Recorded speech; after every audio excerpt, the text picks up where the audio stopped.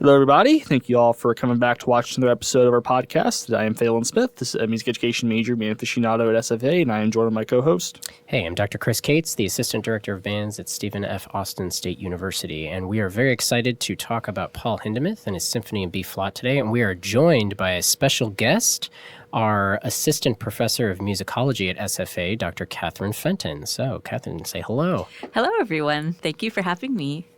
So we're going to, this is exciting, so for our composer overview section of Paul Hindemith, we're going to kind of turn things over to Dr. Fenton, and she's going to discuss some highlights of Paul Hindemith and things that were going on during his lifetime and sort of how he interacted with the world of art music and different trends that he was involved with. So Dr. Fenton, take it away. Thank you. So I find this time in history very interesting because it's this period between the world wars. And European society, in particular, after World War I, was devastated. They were looking around and wondering what the heck just happened. And a lot of performers had died, and they were really reconsidering what they were doing with music, and they were reconsidering what was the role of the artist in society. And we're rethinking writing these big pieces like The Rite of Spring and any kind of Mahler symphony you can imagine. And they were thinking, like, this is really big and decadent, and it's expensive to produce. And what are we doing with this? Like, why? How did we get here? And they were looking back to the 19th century and seeing it as kind of decadent and extravagant, corrupt even in some ways. And so they were really trying to figure out a new way forward. And you have a couple of different solutions. Neoclassicism is a solution. And then you have sort of this pared down writing that people were doing. You see, if you look at Stravinsky, if you look at The Rite of Spring, it's massive, right?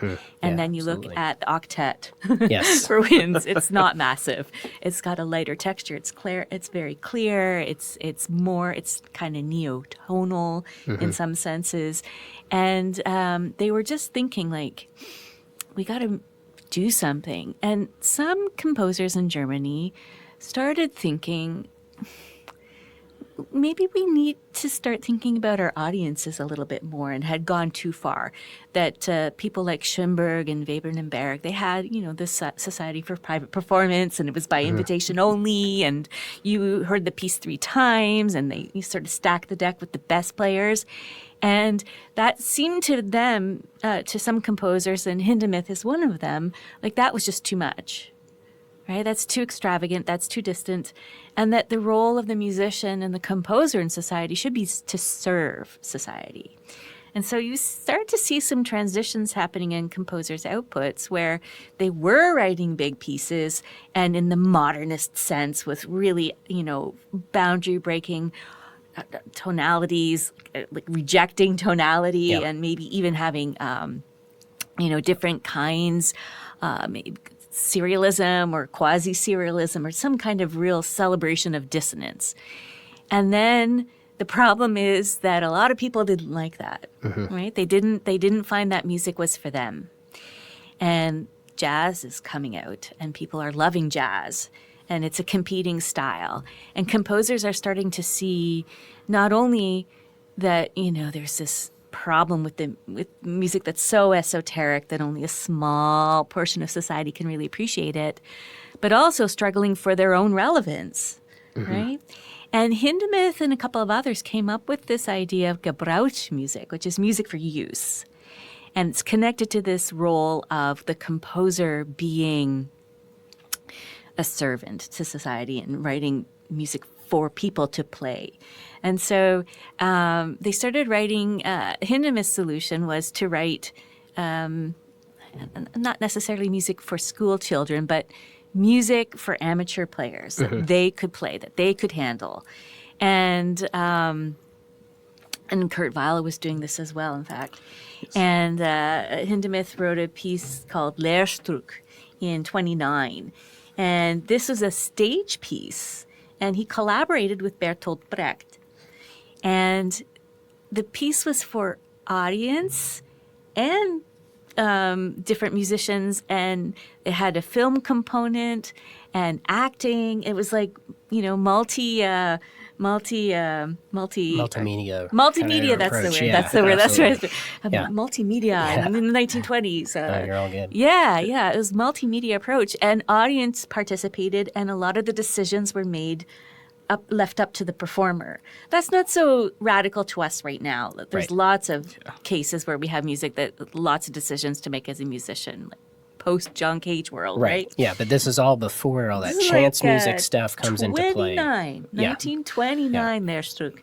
And it really is this challenge to the superior role of the composer in the creation of the artwork, and it's putting the art back into the hands of everybody. It's for the audience, the recipient, and the performers and the composer. It's almost like a collaborative kind of an event there, and this was radical. This was very, very new, and at the same time, around the same time, there's a rise in festivals. In Europe and in North America. And there was one festival, and these festivals were for professionals, but also for amateurs. And that's actually how a lot of new composers were getting their works heard, because of the competition with the jazz and people not knowing what to do with atonal stuff. Right. So they could perform it at festivals, and there was one festival that was devoted to the radio, because they were trying to come up with ideas about how to write music for the radio. And so Paul Hindemith collaborated with Kurt Weill and Bertolt Brecht again, and they write a radio cantata on Lindbergh. Lindbergh's Flight. Lindbergh's Flight. Yeah. There's no N in there. Yeah. Lindbergh's Flight. And again, to appeal to audiences. And they start blending styles. So there's a little bit of jazz in the sound, and there's a little bit of neotonal classical or toned down dissonance. It's kind of sometimes difficult to explain Hindemith's style. He changed it a lot too. Yes. Right. He was originally writing pretty modernist kind of work, and he gets in trouble at some point. Yeah, Nazi Germany was a big impact on music society, because they were really starting to crack down on musicians. Especially, I was researching that Hindemith actually was called the atonal noisemaker by the society. That's a good one. And also talking with the thing about Kurt Weill, I know SFA recently formed their opera street scene here, and I wouldn't be surprised if street scene took some influence from Hindemith styles, especially. Well, it could have been, although I can't remember when Street Scene was performed. It was composed in 1942. It was originally based on a play that was made in the 20s. Yeah. But later on, Weill moves to New York and reinvents himself again as a true Broadway composer. So, so there's a lot there. But the Nazi government actually forbade performances of Hindemith's music in 1936. Like, it was just banned. That's wild. Yeah, because it was too modernist. Right. Yeah, and as I mentioned, he was called the atonal noisemaker by Nazi Germany. Times I was actually reading, he was like, times he was in favor of the Nazi party, and times he was like, no, we don't like you, and he's back in favor again. So I definitely can see how he was going in and out of fame with them. Yeah, and I mean that Dr. Fenton, that trend sort of continued through the 20th century, right? I mean, we see governments in Europe trying to censor and control composers as a means of trying to exert control over culture. I mean, Soviet Russia, Shostakovich, was deep into all of that stuff. Absolutely. So the fact we actually played a Shostakovich piece this past fall, I definitely can understand that, because it's more lighthearted piece compared to his symphonies. Right. Yeah. So, but anyways, without getting on too much of a tangent, but all of that stuff is going on in the background during Paul Hindemith's life. Yeah. Yeah. And so what else can I think of? So could you talk a little bit more about what was happening in the Romantic period leading up to where we kind of arrive, where Hindemith was having this kind of novel idea at the time where okay, we're going to give the music back to the people. I mean, can you give us a little bit of context, what preceded that? Okay, so what preceded that is more of a who preceded that. Sure. And that would be Wagner. Yes. Wagner kind of he sees himself as the heir to Beethoven, and he's participating in these philosophical debates over the nature of music. And one of the questions is, should music be absolute and autonomous and have no extra musical associations whatsoever, like a symphony? Or should it have a message, and should it have a program even? And could it tell a story? And could you have some extra help via the program? Maybe have a main character and have a plot, or have some kind of an emotional development, some kind of a narrative. And Wagner was on the side, you might imagine, of yes, please. Yes, absolutely. And in fact, he saw his operas as the solution to this problem. And he thought that the old style of Italian opera was dead. Yeah. And he did not like this whole idea of having a singer come on stage, perform an aria, and then walk off stage. Yeah. By the end of the 19th century, they weren't even doing that anymore. The scenes were much more cohesive. Yeah. But, I know Verdi was a big, Giuseppe Verdi, he's a big name in opera. I know his operas are performed a lot back then. Oh, they're still performed. They're the most Yes. performed They're operas today amazing. in the world.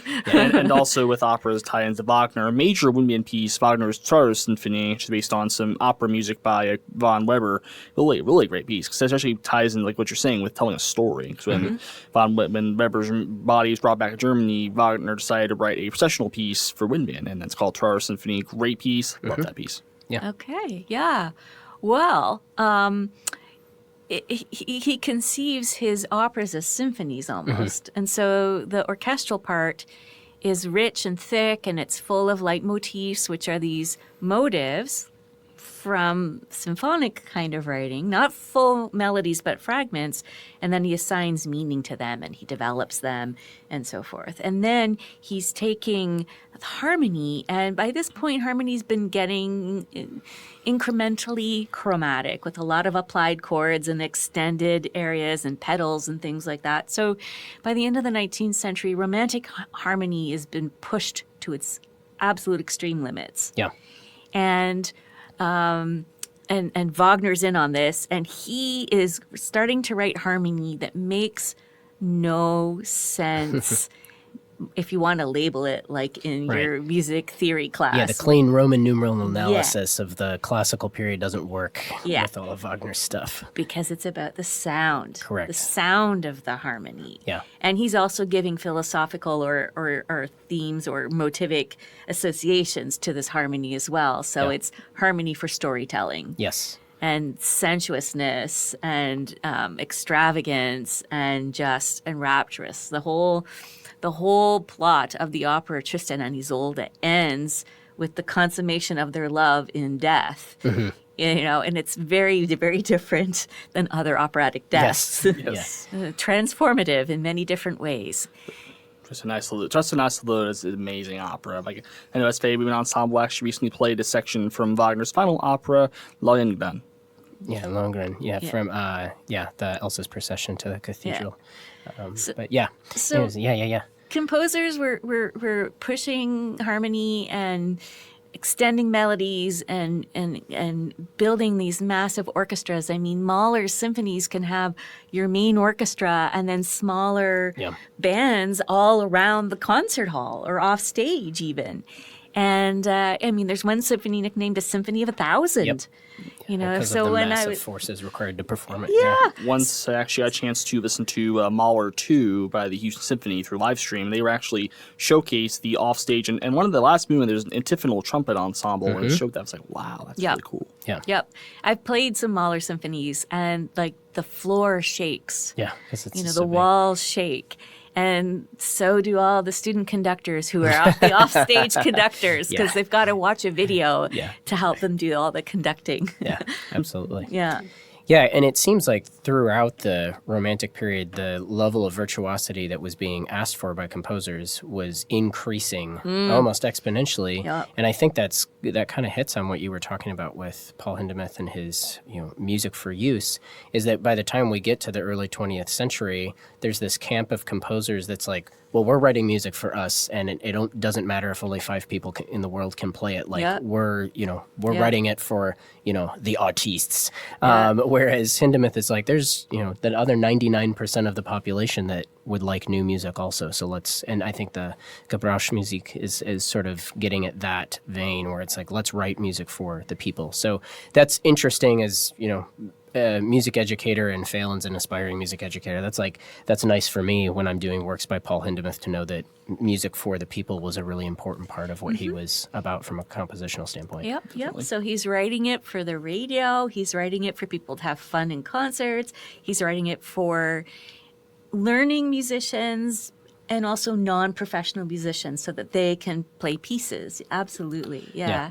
And I know his instrumental sonatas get a lot of play in their respective communities. He wrote 26 sonatas. I know they all get played a lot by their respective instruments. Yeah, and he's writing those at the end of his career, right? And it's just interesting as I was sort of reflecting on his contributions to musical life and so forth. The piece I teach the students right now is Mathis der Maler. Yes. And this whole idea that his work was banned in 39, is what I said, right? Yeah. And so now he's writing this new opera that he wants to have it performed, but he knows it's not going to get there. Like he already knows it's not going to happen. And so he recycles at the same time. It's not quite recycling, but he repurposes a lot of the music for a symphony. And that's the symphony Mathis der Maler, Matthew or Matthias the painter. Right. And it's he recycles it and he performs that, and that gets performed, but he has to do it in Switzerland. Yeah. He can't get his Germany. stuff performed in Germany anymore. And so he's doing it in Switzerland to kind of like advertise for the opera so that he can get permission or get support to actually produce this opera. Produce this piece that he wants to have performed. Yeah. And one thing I probably should mention as well is like Ingolf Dahl, the name you mentioned in our Stravinsky podcast. Dahl was actually the vocal coach for Mathis der Maler. So it's really interesting. So Dahl was pop up again throughout this podcast. So we'll talk about Dahl later. Yeah, thank you. I didn't know that. I also know that. No, that's what I know. Yeah. That Bertolt. That's what I wanted to say. That Bertolt Brecht was also collaborator who collaborated on the Lindbergh Yes. radio cantata. He also was collaborator on the Lehrstück as well. So, and he was the collaborator with Weil on Threepenny Opera. Yeah. Yeah, which is awesome. Yeah, which it is is. another great piece. And Wozzeck. Yeah. It's like Albenberg's opera. Really amazing. Yes. Yeah. So you get this late romantic, crazy harmony and musical entities that are massive and huge and almost meandering, and then you have Schoenberg enter. Schoenberg enters the picture, and he's like, well, let's just push it a little bit further.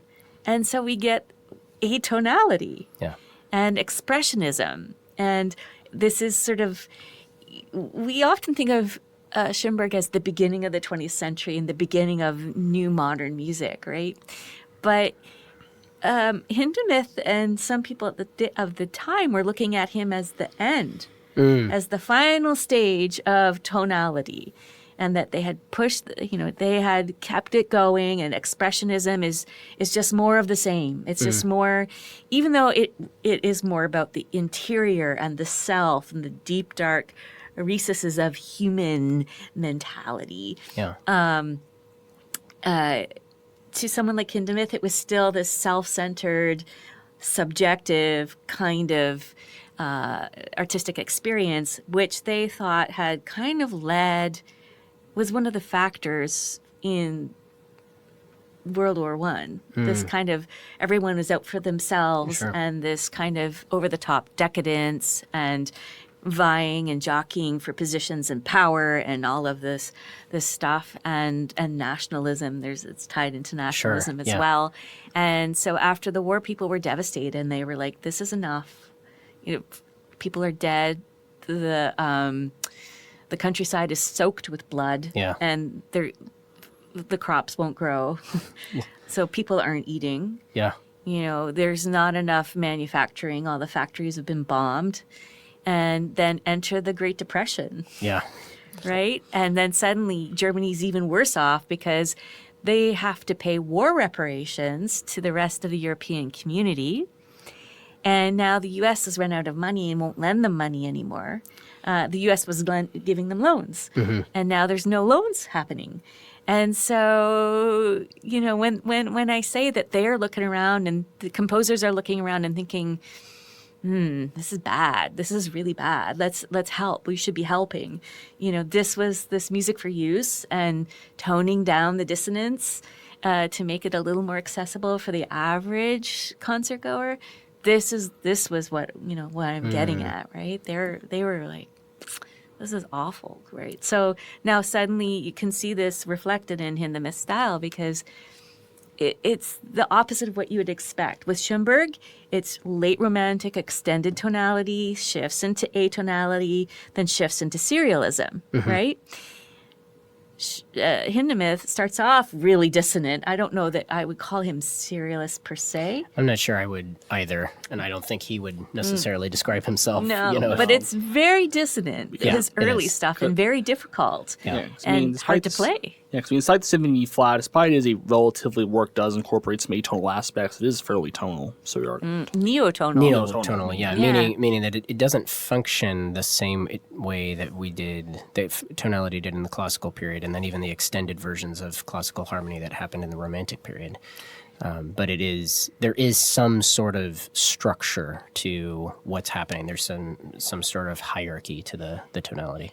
it's pretty cool. Yeah, some people, what do they call it? Fluctuating harmony? Fluctuating harmonic arrivals or something like that. I'm not familiar with that term. I'll have to go It's do like some this digging. idea that he builds and builds and it gets kind of more dissonance, and then that dissonance breaks through and it has a resolution.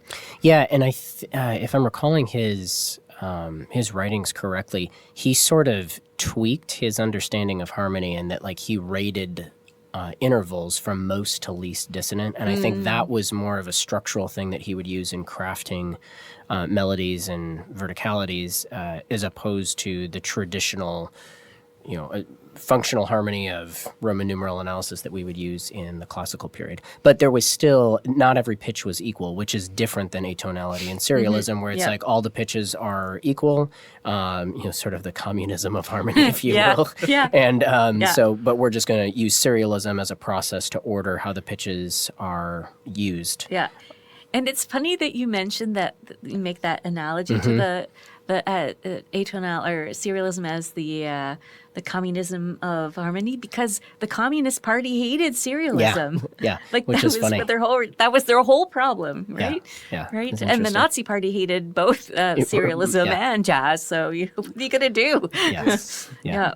So Absolutely. so it's interesting, this sort of kind of shift. And if you ever try this, listen to some Schoenberg, and then listen to Hindemith, listen to Mathis de Mahler. Sure, yeah. And it's just like the clouds opened up, Yeah. And the students, when I play it, after replaying increasingly more dissonant stuff from this period, Rite of Spring, then suddenly I play Mathis de Mahler, the first movement, and they're like, This is so nice. yeah, tonality is back. Yeah. And it's not tonal, kids.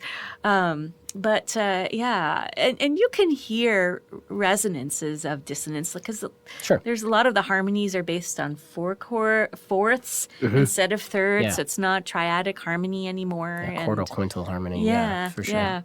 Yeah. And so that's kind of what he was into. And you can also see the reflection of where he is living and what he is writing and with where he's teaching too, right? Because when he's in Germany, he's teaching at the it's not the university, it's the National Music School of Berlin, Music School of Berlin, and then he's teaching in U.S. for a while, right? Yeah. At Yale, he goes to Yale for a while. Yeah, 1940, I think, is when he moved over to the U.S. and started teaching at Yale. Yeah, And but he went back up in Switzerland. Yeah. And he actually found something at Yale called, I'm trying to find it here, it was called the Yale Colloquium Musicum. And he actually taught a lot of really notable composers, especially in the band world. Norman Della Giulio, known for his... Norman Della Gioia, yeah. Yeah, Scenes from the Louvre. Great. That's probably a good composer you maybe taught with that. Yeah, Collegium Musicum is at most universities. I had to play in it as a musicologist. I was required to play in Collegium Musicum. And you might remember Bach was the director of a Collegium Musicum himself. So it comes as no surprise that we find Hindemith directing the Collegium Musicum, right? Yeah. But he was a professional violinist and violist, and he was conductor too. Yeah, he was a mammoth musician. I've heard stories about when he was teaching at Yale, all of those sonatas that he wrote because he wrote a sonata for every instrument in the Western, canon. And he could play all of them, which was wild. And so, there were people that would be in class with him at Yale, and he would just pick up instruments and be like, okay, we're all going to play this today, and he'd be able to do it because he was proficient on every instrument. So he was crazy good musician. Educator. Well, I'm not sure if he wrote a euphonium sonata, though. Yeah, I'm not correct. I think he wrote for all the orchestral instruments. Yeah, all orchestral instruments. Yeah. He also wrote, I should have written it down. I don't know if it's the Ons Martineau, but he wrote for another one. Theremin? No, it starts with T, a Tabauk. I don't know that instrument. I don't know either, which is Okay. why it's not sticking in my head. All right, well, I'll have to But go it's do in some this reading. sort of, it's connected to it's in that realm of Odes and Martineau.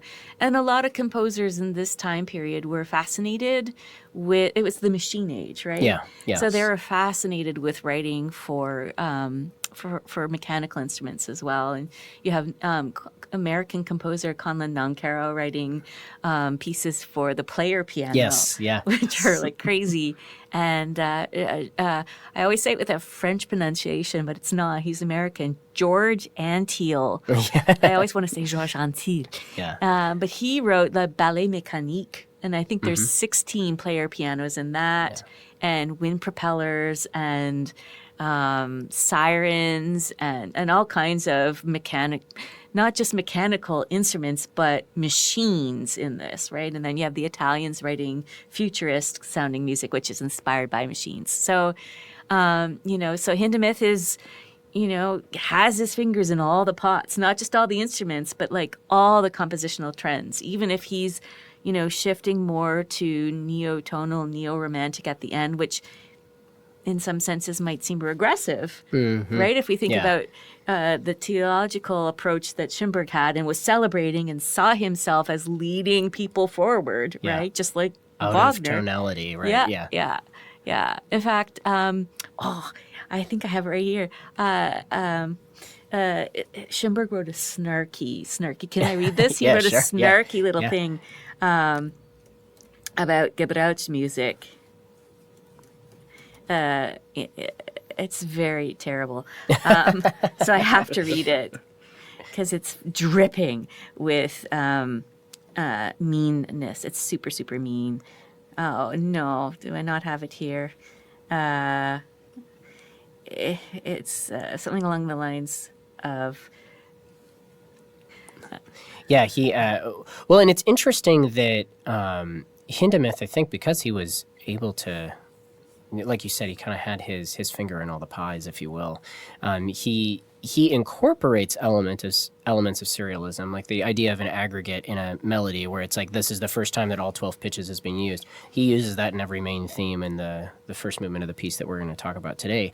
So, and it's interesting, like you said, if you go and you listen to Schoenberg's music and then you listen to Hindemith's music, like you hear commonalities, but you hear like, okay, he's taking some of the modernist techniques from Schoenberg, but he is also, it's clearly tonal, but I love the way that you said it earlier. It's like, it's kind of hard to define how it's tonal. That's sort of what's going on with Hindemith. You're like, it makes sense, but I don't know why. Yeah. And once I was actually watching a video of the Hindemith Symphony in B flat, and I found a comment, and one of the comments said, for a symphony in B flat, it does not stay in B flat the whole time. Yeah, it's in B flat and like air quotes. Right. Yeah, so I found it. So excellent. Good. Schoenberg actually kind of was offended by the entire Gebrauch music movement, and a lot of people interpreted it as their attack on Schoenberg, and so did he. Interesting. He thought he was being attacked, and this is what he says in response to Gebrauch music. One demands new music for all, Gebrauch music. But it transpires that no use can be found for it. And what use? For want of a use, many of the business-like Gebrauchmusiker have become ideal artists, more ideal than those outmoded ones who may at least hope for success after they die. Whereas the involuntary idealists have composed for particular use and have no hope or desire for the future. Spicy. So you can see him digging a knife in them, right? Yeah.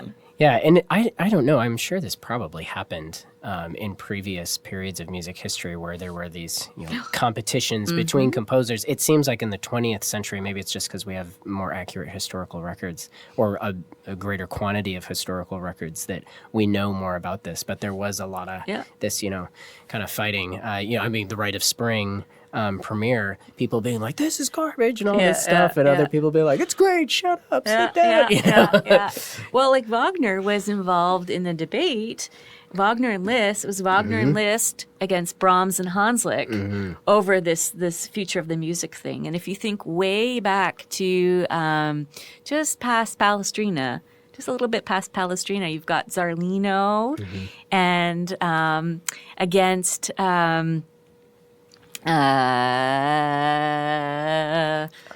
magical composer who wrote Cruda Amaryllis. I'm blanking. This is not my wheelhouse. I'm blanking too. This is mine either. He's oh my gosh. Monteverdi. Okay. Monteverdi, yeah. Monteverdi wrote this dissonance on, it's very similar to Wagner actually, wrote this dissonance on Cruda Amarilla, and he doesn't resolve it, and he approaches it the wrong way, and he breaks all the rules of harmony, but he's doing it for expressive purposes, and people lost it. And they wrote pamphlets against him, and they insulted him, and they said this was terrible, and he should not be doing this. And he was like, "Wait a minute! I mean, I'm just doing this to be expressive. Isn't music about being expressive?" Yeah. And it's not that I don't know the rules. They said, "Oh, he doesn't know the rules, and he doesn't know how to write music." And it was the same. Lots of crossfire, and get out of the way. Yeah. People get passionate about their viewpoints. Yeah.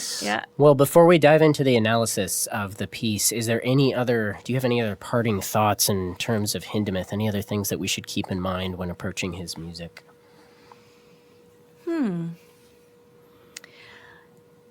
I would say to remember him as someone that is responsive to his audiences and applies his flexibility of mind and this flexibility of creativity and to the task at hand. Okay, that's great. Yeah, that's really good. Well, Dr. Fenton, thank you so much for joining us. We're going to dive into the analysis here in just a minute. So thanks a lot. It's been a really interesting discussion. I've had very much fun. Thank you. Thank you. Yes, thank you. Okay, so let's start with thank you very much, Dr. Fenton, for our little commentary. That was really great. I've actually learned a lot of stuff about music and culture at the time. So as I mentioned in our whole Second Suite podcast, there are three pieces I hold as the first pieces I thought of when I started listening to classical music. The Enigma Variations at Edward Elgar, whole St. Paul Suite, Unit 4, and the pure box Capriole suite. But there are 3 pieces in band that also hold as listening to original pieces of band that I first ever heard. First one was my first march called Emperor Roca by Jamie Texador. No, it's as my first march. It took me a long time to know the name of it. That was the first march I ever heard. Second piece I heard was actually Peter Menon's Canzona. It's a piece that was actually premiered by SFA last year. It was premiered as played here last year. It was my first inspiration to standard repertoire. And the third piece was the Hindemith Symphony B-flat. One day I was on my music app listening to music, because during my early days in the classicals, I was convinced that symphonies are purely orchestral. There was I had no idea there was something as a symphony for band until I actually found this. Because one day I listened to the first movement of this, and I was like, oh man, that's amazing. Then, and again, I was really biased. I was convinced symphonies were purely orchestral. I didn't really know their symphonies for band until I started listening to Mislanka symphonies and Persichetti symphony for band. And I actually once sent this piece to the first movement of this symphony B-flat to a friend of mine at school, and he literally said it was a quote-unquote piece of utter garbage. Well, he said harsher words, but I don't want to say that on this podcast. Family show. Yeah. So, yeah, no, the symphony in B-flat is held up by a lot of wind band conductors as a core repertoire piece. I know when I was in my master's degree, we would do this thing in our studio class where every year we would say, okay, come in with your top 10 pieces for band, and we would discuss why, and everybody in the studio would sort of compare, and so it would generate really good discussion because we had to have rationale behind why we put those pieces on there. And this piece is frequently on those lists for people. This piece, it's worth noting that this piece was written in 51, so Hindemith, we mentioned this earlier when we were talking with Dr. Fenton, but Hindemith moved over to the United States in 1940 and started teaching at Yale, and so he was commissioned 11 years later in 1951 by the U.S. Army Band Pershing's Own to write this piece, and then they premiered the group. They premiered the piece. So just a quick aside about how military bands work in the United States.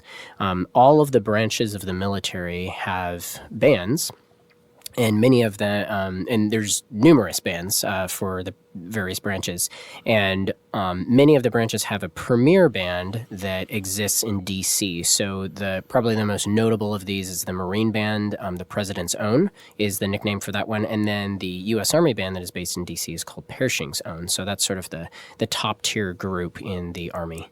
And actually, last summer, I actually got a chance to watch the Navy band, The World's Finest, under director Kenneth C. Collins. They played a piece by Julie Giroux called Rain in D-flat. The piece is beautiful. I really enjoy that concert, so I'm never going to forget. Yeah, and they, another aside about another wind band piece, they commissioned and premiered Viet Quang, who's sort of a rising star in the wind band world right now. He's a really hot young composer who we've had out at SFA before for a composer residency. They premiered this piece called Vital Signs, so it's for this thing that, maybe this is a piece we talk about in a future podcast, but it's for a small chamber group called a Pierrot Ensemble, which harkens back to Arnold Schoenberg's Pierrot Lunaire. It's the same forces that were used to play that minus a vocalist. So it's kind of a chamber ensemble concerto with wind band accompaniment. So very cool piece. Yes, it is. Yeah, and so it's great that the military bands in the United States have been great contributors to the repertoire through commissioning major living composers to write for our medium. So they've done a lot of really great service for our profession in that regard. And another really cool piece that you mentioned, also commissioned by the wind band, sticking to Julie Giroux, is a piece called The Speed of Heat. It's about this fighter. It's about a fighter jet that goes on battle. Really cool piece. Really cool. Yeah. So this is I would classify this loosely as a neoclassical work. So that means this is kind of, review from our Stravinsky podcast, our previous episode. If you would like more information on neoclassicism, you can go and check that podcast out. But it's modern in the fact, so the neo refers to the modern techniques used. So Hindemith, as we discussed earlier, he does not use harmony in the same way that like Mozart would use harmony. So there's a lot more dissonance in this than something that you would hear in the classical or even early Romantic period. And then the rhythmic content of this piece is fairly complex. It's pretty virtuosic, and we have time signature changing frequently. There's actually even some polymeter that's happening in this piece in the second movement that we'll talk about. But in terms of form, it's pretty traditional. Traditional meaning that it uses forms from the classical period. So this does follow the same sort of format of a classical period symphony, where our first movement is in sonata allegro form. and we'll break that down for you in a moment. And then we typically with a classical symphony, you would get a slow second movement, a dance movement. It would be usually a minuet and trio in the classical period, and then evolved, much to Mr. Beethoven's help, into a scherzo, so sort of like this fast dance-like movement. And then our fourth movement would typically be sort of a standard form.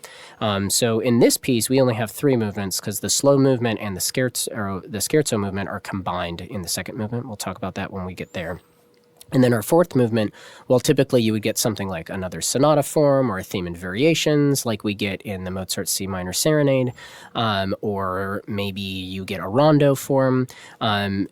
What Hindemith uses here is he opts for a fugue, which is a pretty complex form, and then he does a pretty virtuosic, from a compositional perspective, pretty virtuosic version of a fugue, which we'll talk about when we get to the third movement. Yes. So let's go into the first movement. Now, this is a piece that I really love. I consider this one of the first. This picture movement I consider is probably one of the first band pieces I ever heard. Now, as I mentioned, my friend had some not so nice things to say about this movement, but let's go into this. I've been on this study piece for a while. Yeah, so quick and dirty overview of sonata form. I know we've talked about this in previous podcasts, but sonata form has three main sections. There's the exposition, which introduces a primary and secondary theme and then has a closing section, and it ends away from our tonic key.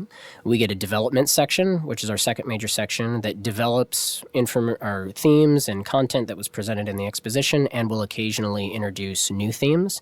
And this usually is harmonically ambiguous, but eventually pushes us back to a 5 chord so that we can return to tonic for the third major section, which is called a recapitulation. And that brings back all of the information, all of the themes, all of the content from the exposition, but it quote unquote solves the problem of the exposition by having us end in tonic as opposed to away from tonic. So our exposition begins, unsurprisingly, at measure 1. Sometimes sonata forms will have an introduction. This one does not. So we get our primary theme, or our P, or our FTA, however you want to think about that, starts right at the beginning. The trumpets, the cornets, and trumpets are boldly proclaiming this theme. But careful analysis, if you look down at the bottom voices, you hear this dun dun dun dun dun. That is forecasting. That's the beginning of the STA, or our S theme. And a lot of the intervals and kind of content of that 5-note motive is used loosely to construct the other themes in the piece. So that is a little compositional device that Hindemith kind of hides at the beginning of the piece, because most people are, drawn to the big trumpet B flat that starts the piece. Now, this first movement and the exposition is in, I'm going to put B flat in air quotes, because this is not, B flat major like you're thinking of with Mozart. This is B flat is the tonic, but it's real crunchy around there. So we get our FTA, we get the first statement. It starts at measure 1. With the cornets and the trumpets. It is worth noting, there is this, we talked about this when we were chatting with Dr. Fenton about this thing called an aggregate. So Hindemith's music is very crunchy. It's very dissonant. And if you look in measure 7, on beat 2, where the melody rises to this dotted half note, that at that point, that E natural, or sorry, that E natural that we arrive on there,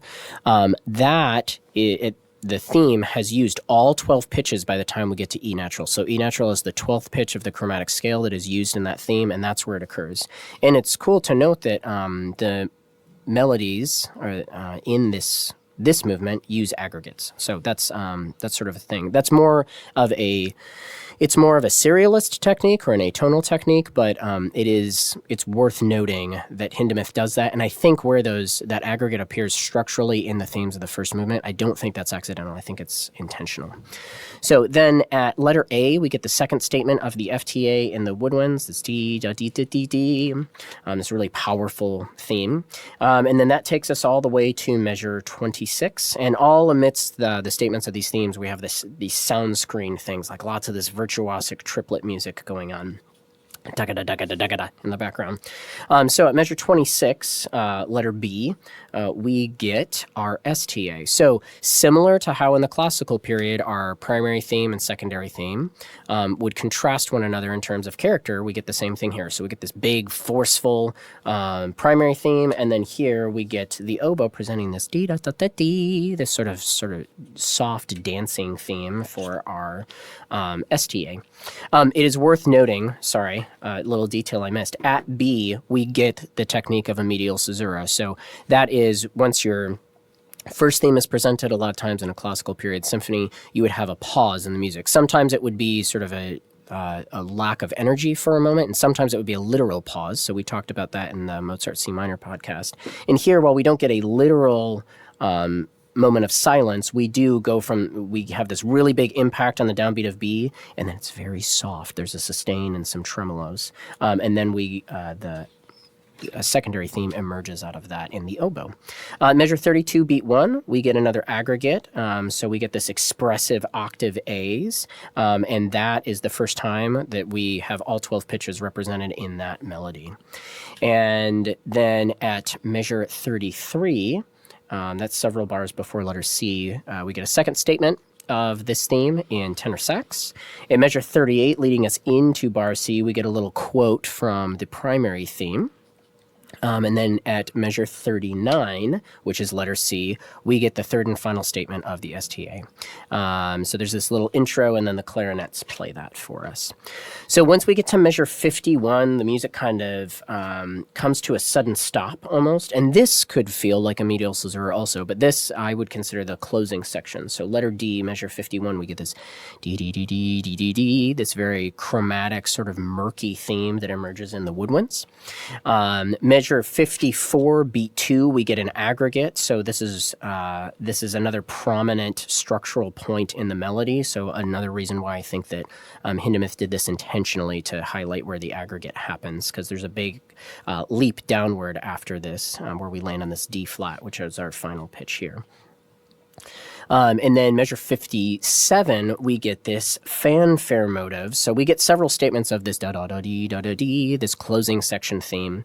But when we get this da-dee-dee-dee, this fanfare gesture. Now, this fanfare gesture does not form an aggregate, which leads me to believe that it's not a complete theme. It's just more of a motive that Hindemith is using in this section. But we get a statement of that at 57, and then each statement of this he kind of uses this to push us to the development. 63, measure 63, letter E, we get another fanfare statement. Now the cornets and trombones are joining the party here. And then we get the final statement of this at measure 69, but instead of having a complete statement, he fragments it. So da-dee-dee-dee, and then big flourish in the woodwinds, and then he fragments it and has these punctuation, these interjections by the woodwinds. And so this continues until we get to measure 77, and then boom, there's this dramatic rest. And then at 78, we start the development. And the development is essentially a fugue. So we're going to do a really quick review of a fugue here, and this will set us up for the final movement. So in a fugue, we have the basic layout of a fugue is you get this thing called a subject. So it's a little theme. And then the subject is presented several times in a section that we call an exposition. So here we have an exposition inside of our development, which is a little confusing, but just stay with us. So you usually get the statement of the subject, and then you get an answer. So another statement of the subject, but it's usually transposed up a fifth or down a fourth, up a, however you want to think about that. It's usually transposed by a fifth. And so you usually get subject, answer. There may be several statements of that. Then you'll get some content that is not necessarily directly related to the subject. It might be snippets of the subject. It might be elaborations on the subject, and those are called episodes. And then you'll usually get an entry of the subject again, where you have maybe a subject, answer, or maybe it just might be a single statement of the subject. And then you kind of get this episode entry pattern that continues for the rest of the fugue. But the thing that makes a fugue really interesting is the way the counterpoint works, so the way that the voices work together and kind of the resultant sound of them conversing back and forth, if you will. So in measure 78, this is where our This is where our fugue starts, our development section starts. So we get our exposition. So we get sort of and we get subject, answer. This continues, and then at measure 89, we get sort of our first episode. And so we get sort of fragmented elements of the theme, the tail of the theme. So the last part of it gets developed a little bit. And we have several solos. At measure 108, letter H, we get entry number 1 with some woodwind interjection. So this dia, dia, dia, doyum, doyum happening in the woodwinds amidst statements of the subject. Measure 115, we get another episode. So we go from kind of this thicker texture to a whole bunch of solos, and then they're just doing fragmented portions of the beginning of the subject. Again, sort of these counter melodies and solo voices that are more kind of sustained ideas with some staccato notes intermixed. And then at measure 123, rehearsal letter I, we get another entry. And then the horns have this notable dee-dee-ah counter melody that happens. And that sort of continues until measure 129, where we get our third subject. This is sort of the last subject of the development fugue. So the tail of the subject is developed. We go from having kind of this chamber idea, so just a few people playing, and then that gradually grows into tutti, the whole ensemble. And then the head part of the subject, the diddy, this snapped dotted rhythm, is used to build tension, and then that gets us to measure 147, where you get this bombastic dom bom beam bom ba. And this is the retransition. And so the retransition's job is to get us to the 5 chord, to get us back to the recapitulation, to get us back to tonic. So we get these huge, really grand, bombastic gestures, and then boom, we hit rehearsal letter R, measure 155, and the sound screen from the beginning reappears, but there's a huge drop in orchestration, so it's very, very quiet, and this is the recapitulation. So Hindemith, it's interesting, every time that there's like a big dramatic change in dynamics, he sort of uses that to demarcate the structural sections of this movement. So we get our first tonal area, but it's interesting. So the theme gets stated in quote unquote B flat, like it was at the beginning, but it's also harmonized a fifth below. So you get a statement that's centered on B flat and a statement that's centered on E flat. So this actually kind of creates this effect that we're in the key of E flat, the subdominant, as opposed to B flat, the tonic. So this continues, and then at measure 168, so we get a statement of the first theme, and then at measure 168, we get another statement, which is letter L, if you're keeping track at home. We get another statement of the primary theme, but then the secondary theme is played at the same time, and this is in E flat, and then so this sort of continues, and then towards the end of the presentation of these themes, Hindemith kind of spins this out, and we get this quiet sustain, and then at measure 185, rehearsal letter M, we get our closing section theme, our D, melody comes back in, and this is sort of an E flat-ish, if you will. And then we get our fanfare statements return, the da-dee. So we get the first one of those at 191. We get the second one at 197, letter N, and this statement is in B flat, so now we're pushing back to tonic. And remember, the recap's job is to get us back home to tonic and end us in tonic, and so that's how Hindemith starts doing that here. We get our third statement, so each one of these bigger, at measure 203. Pretty much all of the brass are playing this, and it's harmonized.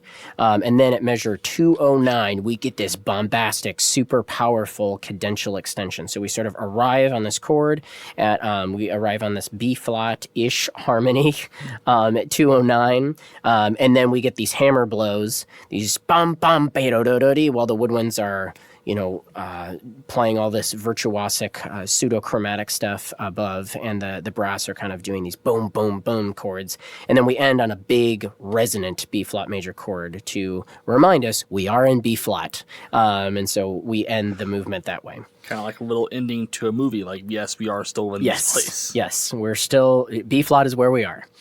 So now let's move on to the second movement. So like we talked about earlier in the composition overview, typically what happens for the inner movements of a classical symphony would be a slow movement, and then you would get a dance movement like a scherzo. Here, what happens is Hindemith combines the two, so we only have, there's one inner movement as opposed to two, but he combines the function that you would traditionally get in a classical symphony.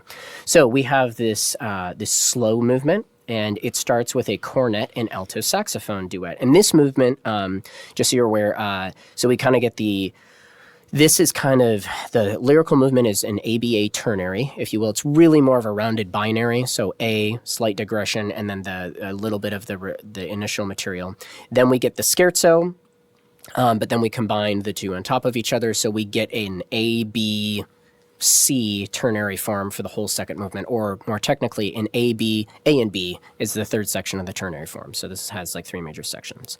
So the quote unquote lyrical movement starts with our A material, our first theme that we get from the cornet, this cornet solo and alto saxophone solo. So they're playing in duet, and they kind of trade portions of the theme back and forth. We get a second statement of this idea at measure 12, letter A. So the duet continues, but it's a little bit varied this time, and the woodwinds are doing a little bit more active accompaniment now. Measure 12 is 2 after A. It's not letter A, but letter A is sort of the tail of the first statement. So we get the second statement. And then at measure 21, we get sort of our B material, or our digression, where we get this really pretty brass chorale. And then at measure 27, our A material emerges again, but now it's tenor saxophone and alto saxophone playing the theme together. So they're in duet, but they're not trading. They're playing the theme together, sort of in octaves here. So then after that, at measure 38, we get the final statement of the A material. It's in the cornet, and this is a shortened version of the A material, and then this sort of transitions out starting at measure 42, where the trombones do this do-dee idea, and that sort of carries us to the end of the lyrical portion. So our B section, or our quote-unquote third movement, our scherzo, starts at measure 49, and this is a pretty abrupt change in character because we're very soft before this. We've slowed down. Very few people are playing. And then this starts, and it's just this woodwind romp that is very challenging from a technical perspective. It's very virtuosic. So the way that this pretty much lays out is that we get an initial statement of the scherzo theme in clarinet, and after this, we just get statements of this theme, and then they're developed at the end and elaborated. So the first statement occurs in the clarinets. The saxophones sort of join on top of that. And then at measure 53, letter E, we get sort of our second statement. And then this goes similarly to how we heard the first 4 bars go, but then it gets elaborated at the end. And then at letter F, measure 62, we get another statement. It's varied a little bit, it's changed, and then there's a lot of elaboration towards the end of this in the last several bars, where it gets kind of quiet, and there's sort of this fun interplay between the woodwinds and percussion, and the low voices are kind of adding these bum-bum ideas in the background. And then we get to letter G, measure 71, and we get this very aggressive woodwind-heavy do-yo-ya, do-yo-ya, kind of variation on the theme, and so that gets played. There's a quiet interlude for a few bars, and then that the low woodwinds come back again, even more forceful, do-yo-ya, do-yo-ya, with that same idea. And that takes us all the way over to measure 77, which is our fourth statement of the scherzo idea, all of this sort of business. And then at measure 80, beat 3, this is the bar before letter H, we get statement 5. And this is the first, and it enters on beat 3. And this is the first time that the brass enter in this quote-unquote movement in the scherzo section. And they're doing kind of this ostinato business and outlining the theme. And then this continues to build. At measure 84, we get sort of another variation on the theme. So the horns are playing the horns, and sort of lower, trombones and stuff are playing this dum-dum-dum-dee, this theme that eventually goes into duple and gets pretty loud and bombastic. And then starting at measure 87, we get this flourishing woodwind transition that takes us all the way to measure 91, which is I. And here, Hindemith, different H composer, combines our two themes. So what he does is he layers both the scherzo theme and the lyrical movement theme on top of each other. And it's worth noting that the lyrical theme moves slower. It takes up more space than the scherzo theme. And so there's roughly 2 statements of the scherzo theme for each lyrical theme statement that happens. So this is not dissimilar from the Dargeson movement from Holst's second suite, where the Dargeson statements, you can fit 4 of those in one statement of the Greensleeves. So kind of this is an interesting technique that we're kind of seeing this at play here in the Hindemith Symphony as well. So the scherzo unfolds in a pretty similar manner to the B section. So if you track starting at letter I, if you look at the scherzo statements here and then you go back to letter F, it's going to unfold similarly with this idea of there's the scherzo theme and there's a little bit of development at the end. So measure 91 is our first lyrical statement. And then and that carries us all the way to measure 102, which is the 3rd bar of letter J, and we get our second lyrical statement there. And the scherzo here is similar to what's happening at letter F. So if you kind of go back there similar to statement number 3, which is letter F. So if we go back there. Of the scherzo theme. And then that takes us to measure 111, which is rehearsal letter K. And this is where we get that trumpet chorale. Remember, this is sort of the digression from the lyrical theme, from our lyrical section. And then measure 117 is our 3rd statement of the lyrical theme, or the A material, this D, so we get this 5th and then tritone. And then that spins kind of out into the end of this movement, and it ends very quietly, which is pretty exciting. Goes from lyrical to fast, loud, then it's quietly. That's really cool. Yes, and then you sort of and so there's a lot of really interesting, like mapping the dynamics of this piece is really interesting, can reveal a lot of expressive structural points of the piece. Now, this takes us to the final movement, which is a fugue. And so we talked about fugues before, where we have like this exposition where we get subject, which is our theme, if you will, and then answer, subject, answer. And then we have an episode, which is material that is different from the subject, maybe elaborating on the subject or developing it. But then we get an entry, which may be, subject and possibly an answer, and maybe a few sets of that. And then that entry episode element continues. Now, there is a technique that you can use with a fugue where you have 2 subjects that get developed, and that's called a double fugue. Now, Bach wrote some of these, and Hindemith does this in this movement, and there's actually a surprise at the end. But writing a double fugue is extremely complex. Fugues are probably the most complex form of the standard forms that we have in the Western art music canon, because they are so dependent on the counterpoint being correct, and you have to write the subject in a way to where it can be layered on top of itself. So it's very complex from a compositional standpoint. So doing that with a single fugue is hard. With a single subject is hard. Doing that with 2 subjects where you can develop the subjects and have all of that work against all of the developed material from the other subject is extremely challenging. Yes, I know we talked about fugues. Remember earlier this semester we actually played a Bach fugue. Yes. Single subject fugue. Yeah, and so that was a very simplistic version of a fugue. This is a fugue on steroids. So Hindemith starts with this big, full, kind of fanfare-ish introduction, and this contains a lot of material from the first subject. So this occupies the first 9 bars, and then once we get to measure 10, letter A, we pick up a little bit of tempo. We have this energetic marking, which contrasts the rather broad marking that opens the piece. And this first subject is quote-unquote in B flat, so our home key of the symphony, and we get our exposition. So we'll kind of walk through the exposition here and kind of point out where all of the subject-answer things happen, where all the statements of the subject occur. Now, what's typical, if you had a 4-voice fugue, which this is, you would have each voice would enter, and once all 4 voices have entered, if it's a 3-voice fugue, once all 3 voices have entered, once all 4 voices have entered, that concludes your exposition, and then you're likely going to launch into an episode after that. So in measure 10, we get our quote-unquote alto voice subject. And then in measure 17, on beat 2, we get our tenor voice subject. So if we were writing this for an SATB choir, this would be the tenor line. And this is presented by our horns and our euphonium. And then a little later on at letter B. So we get sort of a partial statement here a little bit after that tenor statement, but at measure 26, rehearsal letter B, we get sort of a soprano voice statement carried by piccolos and flutes and clarinet.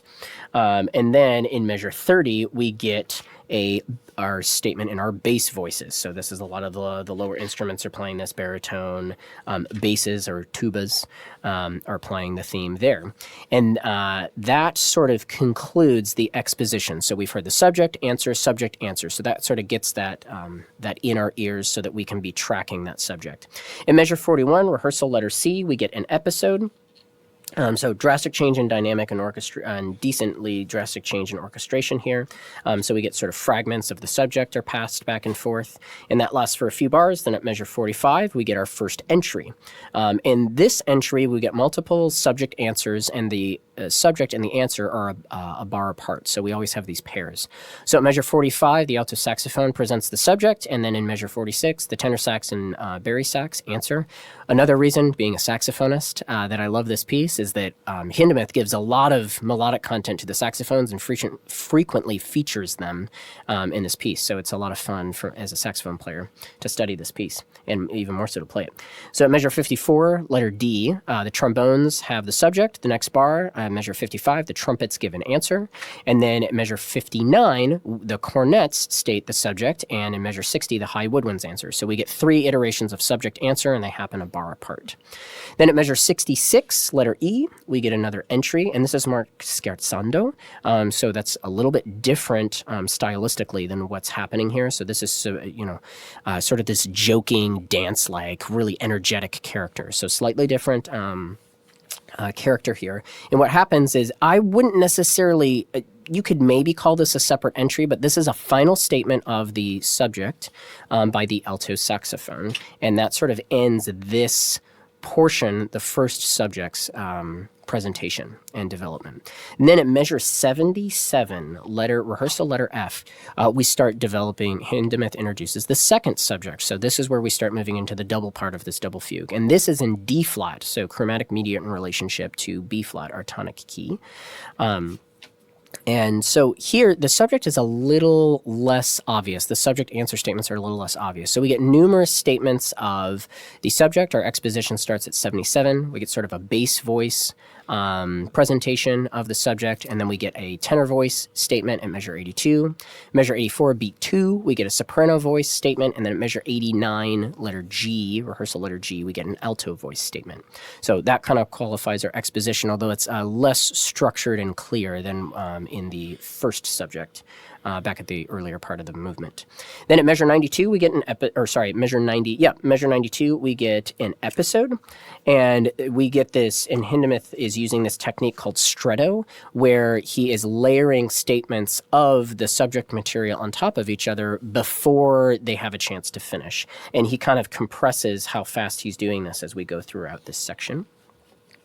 And then that sort of, and this sort of continues where we're doing all of this stretto stuff. He's using numerous different techniques. He's kind of having quotes, little snippets of the first subject be intermixed in the background as we're doing all of this kind of quiet development of the second section, or the second subject rather. And this eventually culminates at measure 136, which is rehearsal letter J. We get another scherzando marking, and this is an indication to us that, maybe he's trying to finish up here, because we get the saxophone states the second subject for a final time, just like at the end of the development of the first subject, we get a scherzando statement where the saxophone states the final presentation of the subject. So that happens. So we have presented first subject, developed it, second subject, developed it.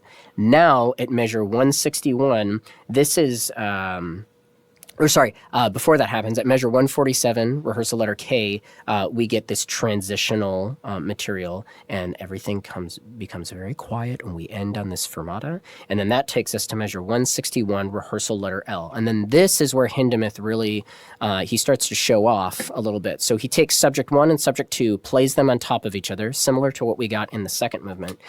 And then so those subjects are presented again. And then at letter M, measure 178, Hindemith does something that is extremely impressive for multiple reasons from a compositional craftsman standpoint. What he does is he brings back the first movement's primary theme, that dee, dun, dee, dee, dee, dee. He rhythmically augments it a little bit, but not so much that you can't understand what it is. And so what he does is he brings that theme in, and so this unifies the symphony. We call this a cyclical process. So meaning he's taking material from one part of the symphony and using it in a different part of the symphony to kind of unify the elements of the symphony. And he layers this statement of this, the P theme from the first movement on top of the other two fugue subjects that are happening, which creates a triple fugue, which is wild. Like, this is absolutely crazy that he's the forethought and the expert craftsmanship that he had to have to make all three of these themes work this way in a fugal setting is just absolutely insane. So it's extremely impressive what he does. And so these themes get presented, and then he develops them a little bit at the end, kind of expanding them. And then at measure 206, rehearsal letter O, we get sort of our codetta. So this starts with fragments of movement 1, these dee, da, dee, da, dee, dee, and then he's kind of transposing where those happen and moving them around the orchestration, usually kind of amongst the brass family. And then, so we get fragments of that, and then that leads to fragments of sort of the tail motive, the beam, bum, bum, beam, from the P theme. And then that eventually ends with these these three bombastic B flat major chords, these in the brass. This is similar to what we saw at the end of the first movement, but the brass are kind of pounding these chords while the woodwinds are doing this virtuosic pseudo-chromatic business above. So you get this boom, big B flat major chord to end the movement. And so it ends, it's a very powerful piece, very dissonant, really kind of in your face, but the craftsmanship that Hindemith uses in here is just absolutely absolutely exceptional. Like, it's amazing and really worth studying and pulling apart. Triple fugue, that is another level. Yes, yeah, he was really showing off at the end when he did that, so it was pretty impressive. So let's take a look at Hindemith's wind works. We didn't really get a chance to cover them when we talked with Dr. Fenton, but hey, now's as good a time to cover them. Yeah, so Hindemith wrote several works for our medium. The Symphony in B flat is by far the best known, but he has his concert music for wind orchestra, which is a very challenging piece. His stuff is not usually easy, but it is really exceptionally well written. He has his Geschwindmarsch, which is the second movement from his Symphonia Serene, and that so that's sort of an excerpted movement that's from a larger orchestral work, but it's only winds and percussion. So you can say that that's sort of a wind work, if you will. And then he has his Kleine Konzertmusik for wind quintet, and he has a wind septet.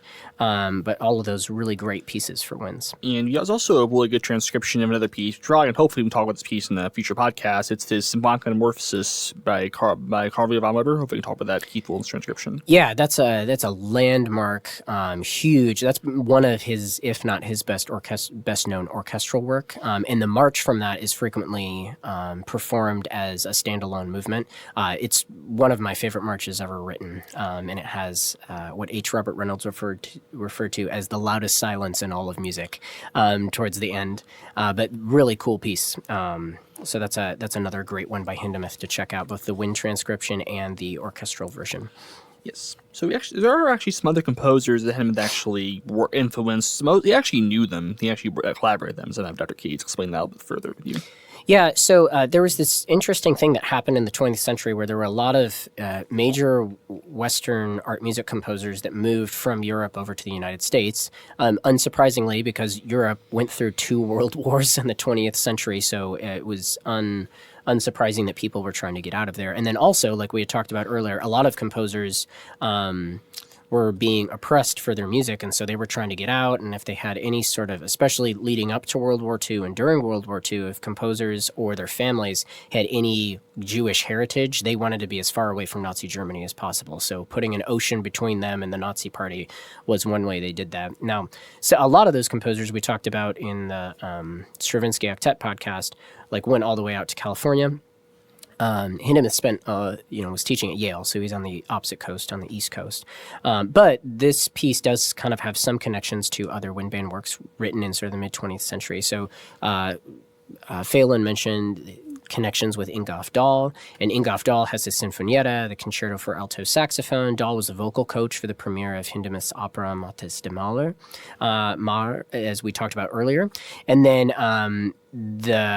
So some people might describe Dahl's works as maybe this cross between Hindemith and Stravinsky, because he knew both of those composers. So it's likely that there was, even if it's not an explicit influence, that there was probably some level of influence happening between those two composers.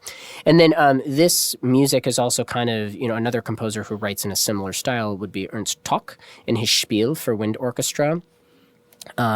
Is definitely similar to this piece in terms of, sort of the vocabulary, harmonically, rhythmically, that he was using. And that's unsurprising because Tock was one of Hindemith's composition students. So he obviously drew some influence from his teacher there. Yes, I mean, not from what I actually read, I was reaching the Spiel.